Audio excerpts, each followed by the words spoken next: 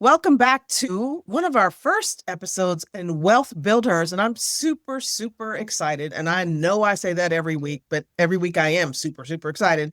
Today I have Sun Yong Kim-Manzolini, and I hope I said it right. I just You practiced several did. times before I got here. I didn't even give you guys an introduction before because this is too exciting and too interesting to even give you a peek. So here we go. We're going to get started. Welcome. Thank you so much for coming on the show today, Sun Young.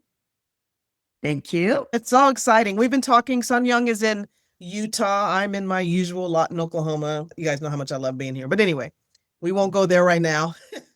Sun Young and I met through the internet, through email, and her story interests me so much that I wanted to have her on so you guys could hear this.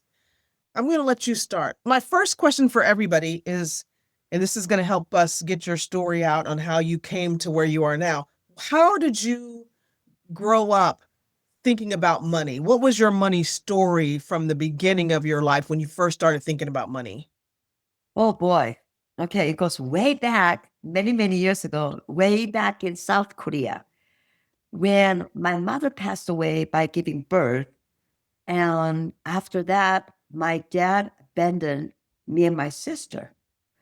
Right there, then I thought to myself, like, this is crazy. Well, how come he cannot take care of me and my sister or the family? So that instilled in my mind, it's like, you have to have money.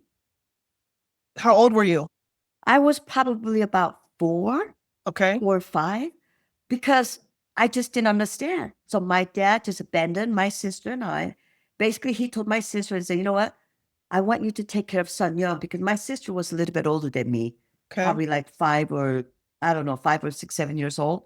And says, you and Sun Young, you're going to take care of her. And he just never told us where he was going. Basically, we just became an automatic orphans. Okay. So my sister and I, we lived in an orphanage, and we lived in an orphanage where my sister was working there because she was a little bit older. She was helping the staff and things like that. And me, I was just a little girl. And then another thing that I realized in that orphanage was this. Just remember, I just lost my dad. But then I heard the staff in the orphanage was talking about how they picked up another baby by the front door. And I hear babies crying all the time. And they would say, oh, we got another baby dropped off today, so let's go pick him up. So open the front door, and they would just pick up the baby with the very thin layers of blanket. And it was just, I hear that all the time. And I thought to myself, oh, my family must be normal now, Okay. because the babies were being dropped off and my dad abandoned us. And so I thought, okay, that's normal. So I came to realization. So I realized people have to have money. And then I realized my family was normal, being abandoned. Okay. Okay. Then my sister said, well, I'm going to have to take you to another orphanage. And I said, why? And she says, well, because I cannot take care of you anymore. And I thought that was like the worst thing that I could ever hear from my sister. She was my only hope. And I said, but why? Why do we have to go there? And she says, that's the orphanage where they're going to teach you how to walk. See, I didn't know how to walk. Okay. You were four? Four or I was five? about 4 or 5 years old, and I did not walk at all. Okay. So let me go back at that orphanage, when other kids would go outside and play, doing little jump ropes or just walking around playing in the playground, whatever. Uh-huh. And I remember looking out the window and I'm like, I want to be just like that. I want to be able to go outside and play, but I couldn't. And so at one point, my sister realized, like, I got to do something for her. Mm. And so that's when she introduced me to a picture of another orphanage and saying, this is where I'm going to take you. And I was just resisting it. I said, I don't want to Right. go. I'm going Right. to be with you. So we ended up in a second orphanage. Oh my gosh, when I went there, I was shocked. I have never seen so many people in my life at one time were getting around places with the wheelchairs, with crutches, with the limp. Later on, I found out that place was a handicap rehab center, Okay. but it was an orphanage too. And so 100% of the kids all had a disability. A lot of people had a polios and things like that, disorders. But 80% of the family, 20% of us did not have a family. We were orphanage.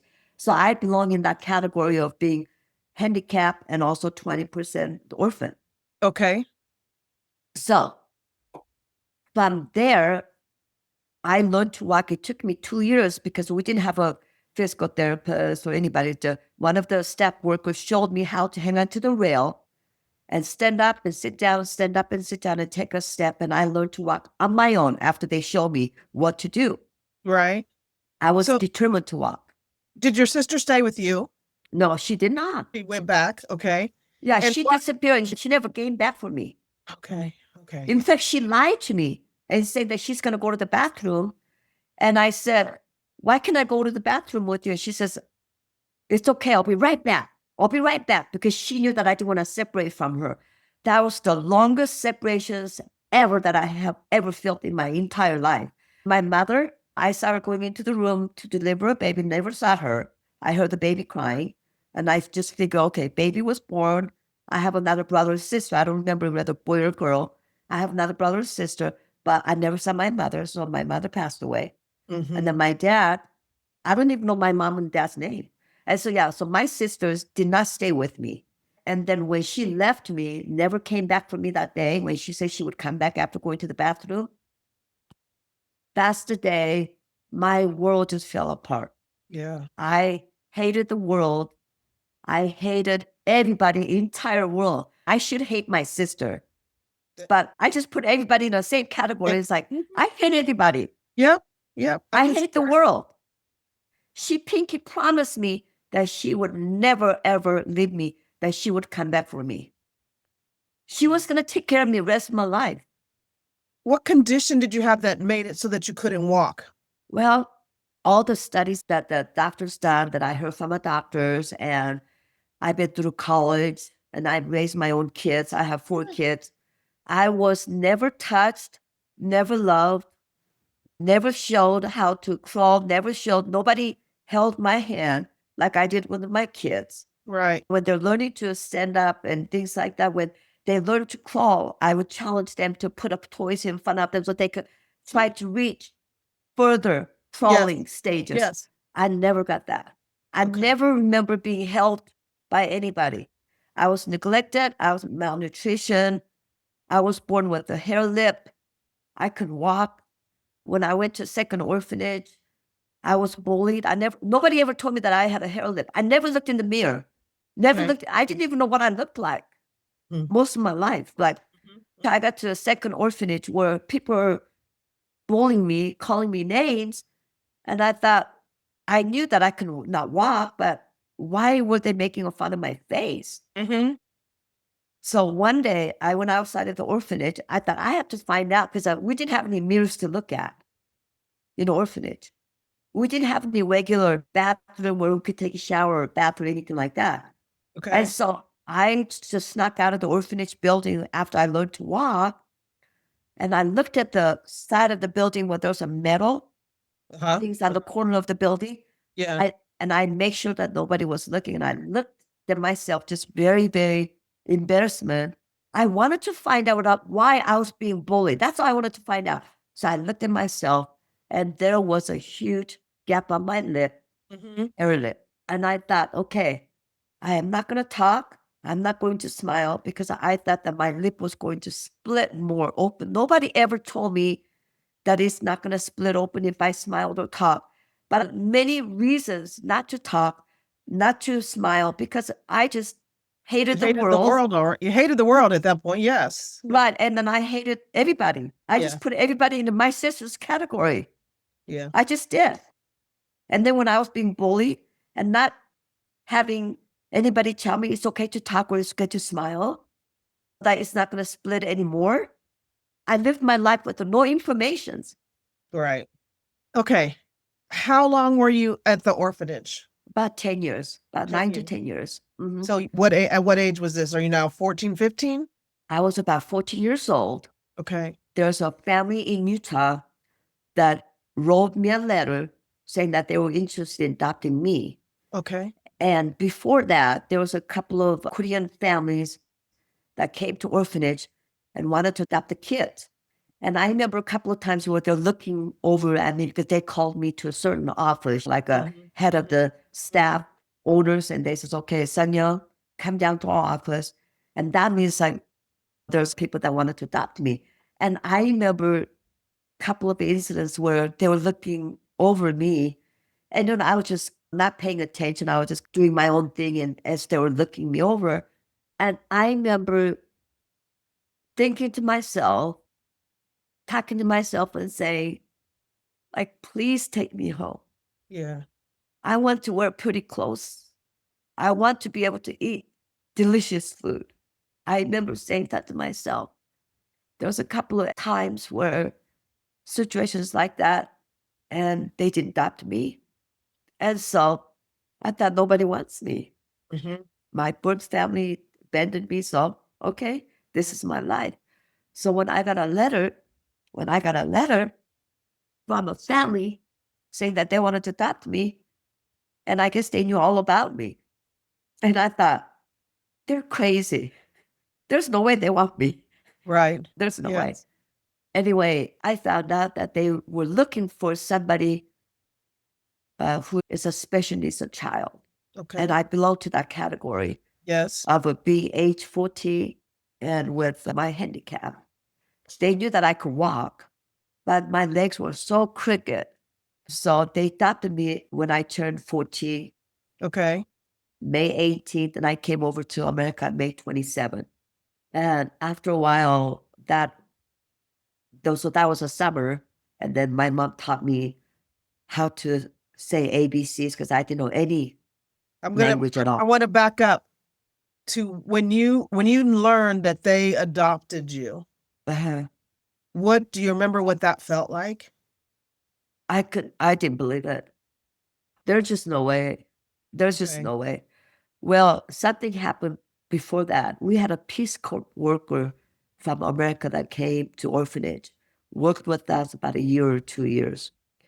And we grew close to her. There's a group of us, there's like 20 orphanage, right? Orphan kids.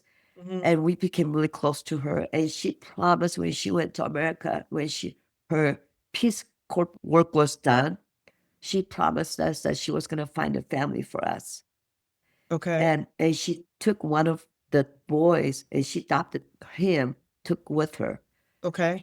And then nothing happened a couple of years. And there was a hope that was lost again. Yes. It's like we had a hope like, oh, she's going to adopt us. She's going to find a family for us. She promised us. Yes. All the promises that people have made, promised to me, has been broken. Yes. So when I found out, when they wrote me a letter in American, because I have to have a translation in English into Korean, and I just didn't believe it at all. I was just like, there can't be, no way, I will not believe it until I'm actually there. Right. I couldn't believe it. Of course, it makes sense. Okay. So on May 18th, you found out you're leaving and going to the United States. May 27th. May 27th is when you left Korea, left South Korea to come to the United States? No, I went to America on I arrived on May 27th. So it's a couple of days of different time frame. So I don't know. Like I said, I didn't believe this. I didn't really keep track of like what day. All I know is like I arrived on May 27th. Yeah. So, and I'm assuming you flew.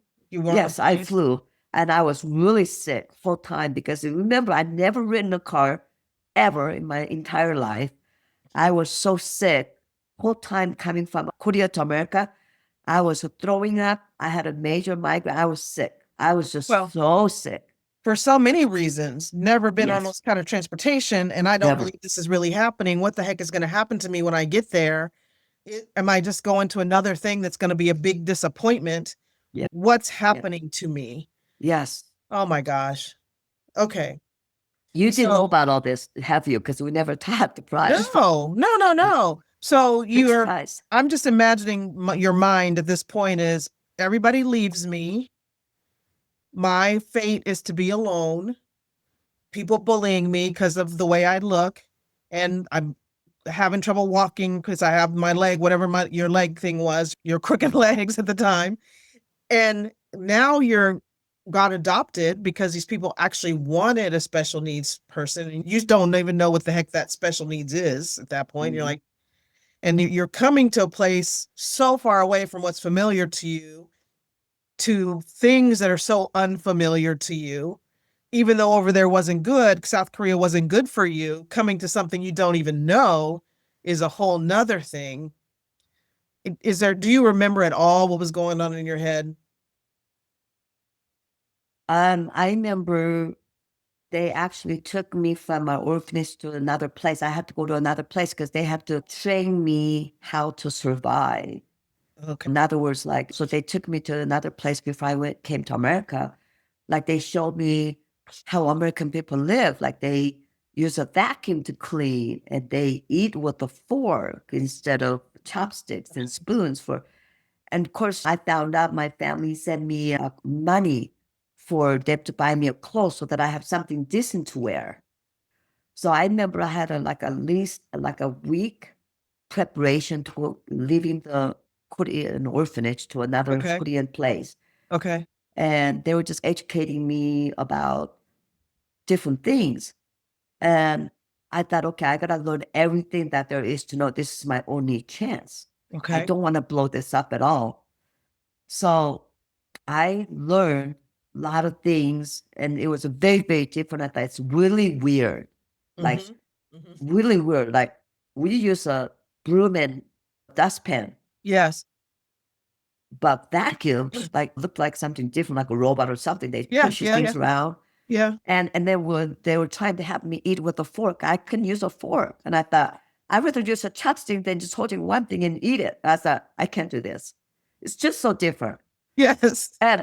And they weren't worrying about teaching me English. They were just worrying about getting me exposed to American lifestyle. Yes. And I thought, so, okay, so that. And then I got on the plane and I remember crying, even though I was sad leaving my friends. Yes. And I thought to myself, I thought, for sure, I will never ever see my birth family. For sure, if I'm leaving one country to another country, there's no chance. I already know that my sister never came back for me, but being one country to another country, there's just no way. You still had that hope. It sounds like that Yes, you yes, would one day come, they would come back. You would see them again. Now yes. you're leaving to a completely different place. Okay.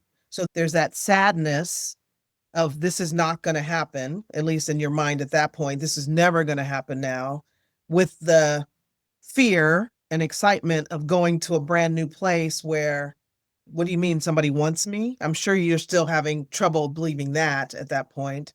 Huge doubt, Okay. So huge you're doubt. here. You got here. I'm here. And your mom taught you English. Things went well. When they came, they picked me up. So from airplane trip to Japan, they have to change the airplane. They knew in Korea, I hear them talking. They're saying, this girl's been so sick. She has not eaten for like 24 hours and we need to get her something to eat or she's not going to make it. I was just so sick. I laid full time. Anyway, so we went to Japan, exchanged the airplanes, and they gave me a piece of square thing for me to eat. In And I Japan. had in Japan airport. And I Okay. thought, I said, what is What this? the heck is this? I never seen it before.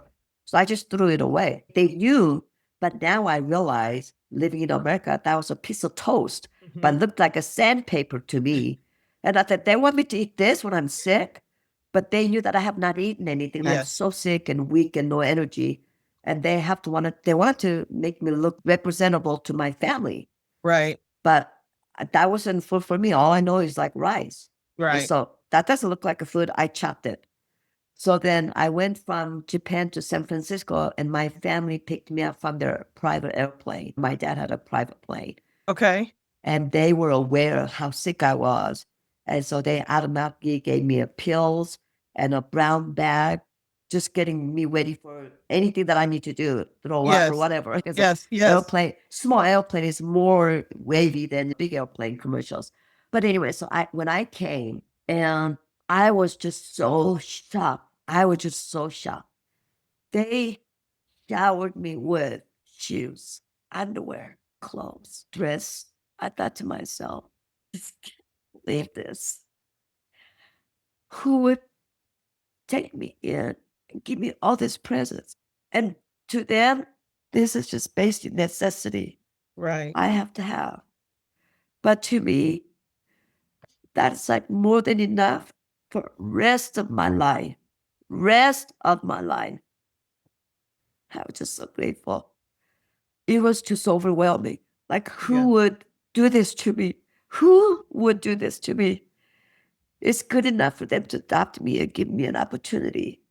But for them to shower me with clothes, shoes, underwear, a bra at age 14, never had anything.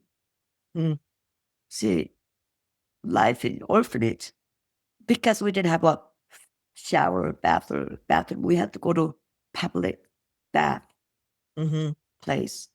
We all had to walk there about a mile or two. And Okay. having all the handicapped kids pushed in a wheelchair with the staff, there was only once a year or maybe twice a year. So we took a bath once or twice a year to survive. Wow. Okay. So for me to be showered like that, And you I have a could- bathroom, your own, that you can walk to, not a mile, every day, twice, 3, 4, 5 times a day. that's why I feel very, very rich, because I could do that, just like what you mentioned. I have more than one outfit to change into. I could go buy anything I want, anytime, as many as I want. Mm. For example, this may be sound silly, but for me to buy a gun, like any flavor, any amount, anytime I want, I feel so rich, like a millionaire. I want to tell you another thing that happened in that orphanage. Second orphanage, not only I learned to walk, but I wanted to chew a gum because other kids with the family members were getting candies and chewing gum because their families brought them good stuff to eat. Yes. And the orphan kids, we never got anything. And I was so ashamed and embarrassed to ask other kids that had a money, that had a family, for a piece of gum. Because when they were chewing gum, I thought that would be so cool to chew a gum. I'm gonna do it. Yes. But how am I gonna chew a gum without any money? So one day my friend and I, we went outside of the orphanage. I was determined to chew a gum. We went outside and we saw some gums on this may sound really gross. But I remember that day. It's the coolest day in my life. So I have to tell you the worst day of my life, but the coolest day that I feel so cool was the day when I found myself a gum to chew. So I went outside with my friend. I picked up the gum off the street, picked it up, digging it out actually because it was stuck in the cement street. I picked it up. I know it sounds gross, right? But this is my coolest moment, so I have to share. Yes. And I remember digging out the big piece of rock. Yes. Biggest what I could pick out. And I thought, okay, we didn't have a water to rinse it out or anything. I didn't go back. I just picked it up and I chewed it. And my friend and I were like chewing it. I'm like, this is so cool. And like, we did it. And I was like, oh my gosh, this is like the coolest thing ever. Because why? I wanted to chew gum. I figured out how to do it what I want in my own terms. Yes. Yes, it was very nasty. But I didn't think of it as a nasty. I just wanted to accomplish my goal. This is what I want. This is what I just went for, what I want. That's all I did. And I felt so cool, the coolest kid in town in that orphanage. You didn't get sick, did you, from chewing that gum? Heck no. But it was still crunchy a little bit because there was a little teeny bit of like there. Yes. rocks in there. And it didn't have any flavors, and I just thought it was still cool because I just went for what I want. Yes. But when I came to America, first time when I bought a gum, and I chewed a piece of gum, and it had flavors, and it was so smooth. And I'm like, this is gonna be kidding. This is a joke. I thought the first time I ever chewed a gum, it didn't have any flavors. It was crunchy. And I thought, oh my gosh. And so if I didn't buy a gum and if I didn't chew gum that has been walked on, I would never know the difference. No. We have to take different actions to know the difference of what's this, what is that. The same thing, like a gum, for Yes. example, right? Yes. Yeah, it's just like amazing. So when I could buy a gum as many as I want and many flavors I want, and I could buy it now, makes me feel very, very like rich. I feel rich. I know I am. Yes. Wow. One When of the did you ways start? to realize. When did you start feeling loved and wanted after you came to that family? Like they weren't going to send you back. There was not going to be, nobody was going to abandon you. It took me a long time. Yeah. It took me a really long time. I think probably I lived there for about 7 years before I got married. Mhm. I got married when I was like 21. Okay. So from 14 to 21, and I went through high school, junior high and high school there. But it took me a while after they did a surgery on my lip and my legs. And I thought, okay, it's real. If they didn't love me, they would never spend this kind of money on me. Okay. All I right. started to realize that. Even though I threatened them that I was going to swim to Korea, there's times and days when we all get in a fights with the siblings and things, and I get so irritated, and I was like, and I cried many days and many nights. I don't know why, because I didn't have any family, but I was really missing my friends Yes. because Yes. that's all they were, my family. And I remember having a conversation with my mother, like because of time change, like when they would be sleeping. America is a nighttime, it's a daytime for us. So that's Yes. what I was used to. Yes. So everybody would be sleeping, I'd be quiet, I'd be awake all by myself, and then I would like wake up my mom with the dictionary trying to talk to her. And she got up many nights and spent time with me just because she knew that I couldn't talk, I couldn't do anything. Like I said. Yeah. But I remember talking to her one day about my friends, how I miss my friends. And I had a few pictures with me from the orphanage that they knew that I was going to go to America. They said, here, take this picture so you don't forget your friends. And so I have a few pictures that I brought. And I was showing that to my mom and dad at the airport in San Francisco because they Okay. brought me a little purse and everything. And I just like, oh, it's just like, I don't know. It's just like dream come true. Yeah. And then when I was sharing with my mom and then really talked to her in detail at home with using dictionary, and I said, I have some friends in orphanage that needs a family too. And I found that at the time my parents were president of the adoption agency in Utah, Okay. and they advertised special needs child needs adopting. And they says they have some names from my friends that I gave to my mom. So quite a few people within 30 miles or so, 30 to 60 miles, people that adopted my friends out. So I have some friends that from orphanage that was adopted because of my mom and dad. Because of you. Because you shared a picture of them. Yeah. Wow. Yes. Okay. All right. So it sounds like your parents had some financial means. Yes. They came with a private plane to get you.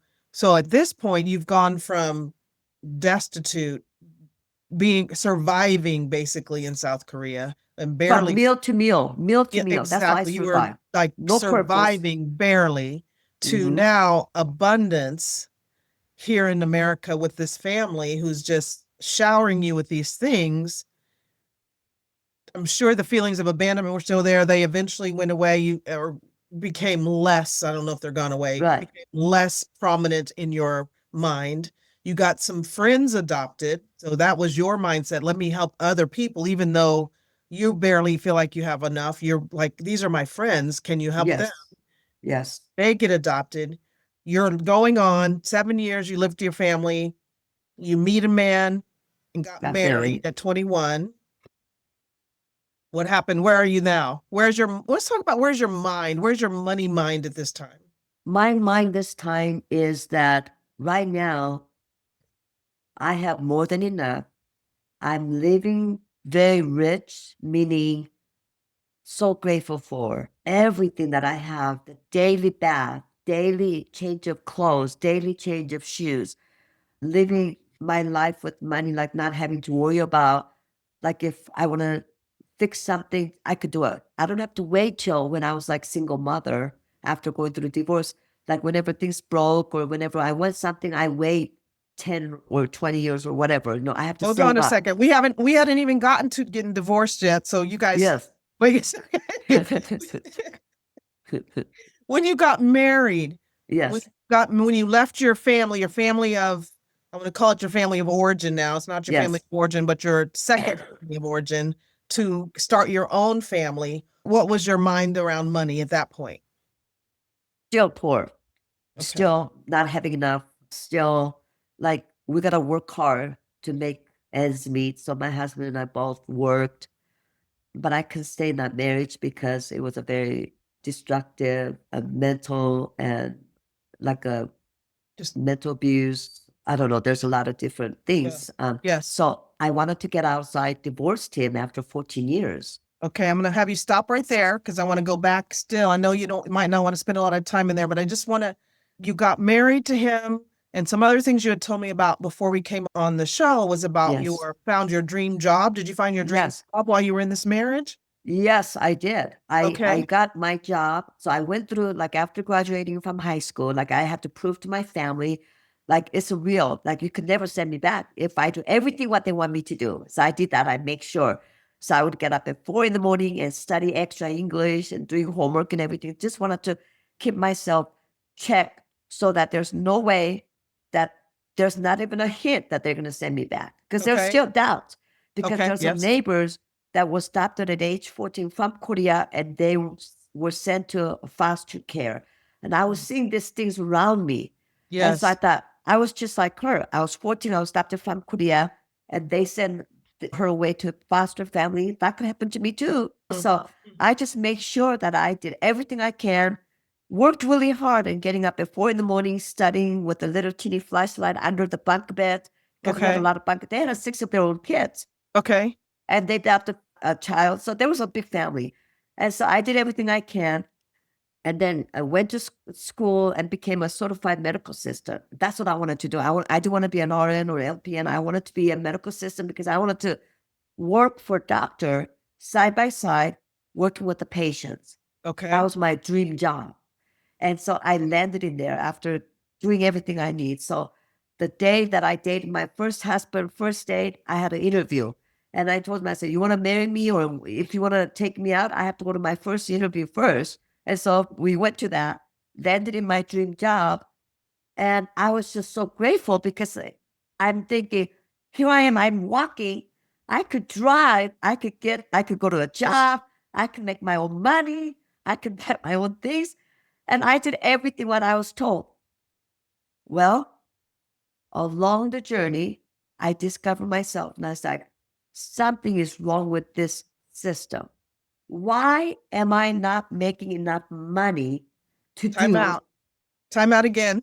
Yes, that's right. I'm going to warn you guys right now. This is going to be 2 episodes. So just hang in there. Okay. Okay. Okay. So you got your dream, you're married. You've already hinted at how this relationship was not healthy for you. But in that 14 years, you had some children. How many children did you have? 3. 3 children. You're working your dream job. You're in this marriage that's not healthy for you, probably not healthy for your children. And you already hinted at you got divorced. What gave you the courage? What gave you the ability to, after all the things you guys remember, Sun Young was abandoned by her father. She was abandoned by her sister. Her mom died, which still feels like an abandonment. All these things happened. And now you're in this position where I got to leave this thing. How did you get your mind around this is not working for me and I've got to do something else? Well, I had to decide that what do I want to teach and show my kids? It wasn't ideal for me to divorce because I didn't grow up with the ideal mom and dad as a child. Yeah. But I wanted to keep that going, no matter what it took. But when there was a domestic violence, Mhm. when kids were seeing things that are happening between my husband and Mhm. I didn't want to show that to my kids. Yeah. So I had to decide.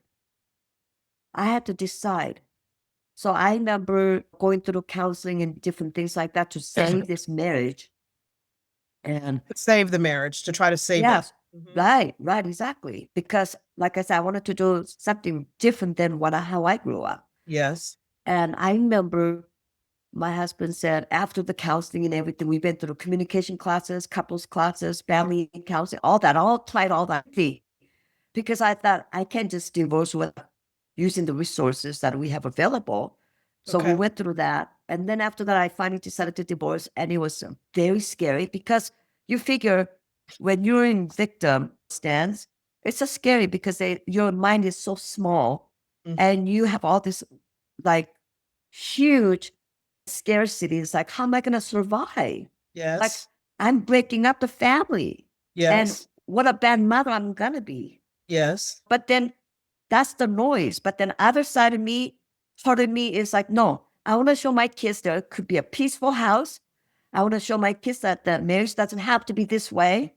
And I want them to come home from school. I want them to feel peaceful, not knowing, oh, we're going to see mom and dad having Mhm. problems, Mhm. fighting, Mhm. and domestic violence and things like that. So I had to decide which picture I want to show my kids, Okay. which part. Got it. So when I decided to divorce, and I remember my ex-husband said, you're going to end up with welfare. Mhm. And I said, what do you mean? It's like, well, you can't take care of your 3 kids. You got to have a 2 income. And I said, well, we're always broke, both of us making money. In fact, he can hold a job and I held my same job all the time because, Right. but I thought that did not even enter my mind. But he instilled that into my mind, saying, you're going to be on a welfare. And I Okay. said to myself, no way. I didn't tell him no way. I told myself Okay. inside my voice and said, I'm not going there. Okay. Why? I could speak, I could hear, I could see, I could use my hands, I could use my legs. I'm fully capable. Even though I have a full-time job, I could get 2 or 3 jobs. That's exactly what I did as a single mother. Okay, you guys. Cliffhanger, because as Kim Sun Young is not still where she was. We're going to stop this episode right here and we're going to pick it up so you can hear how she came from that deep darkness into where she is today. Thanks so much. We'll see you next week. Make sure you get here so you can hear the end of the story.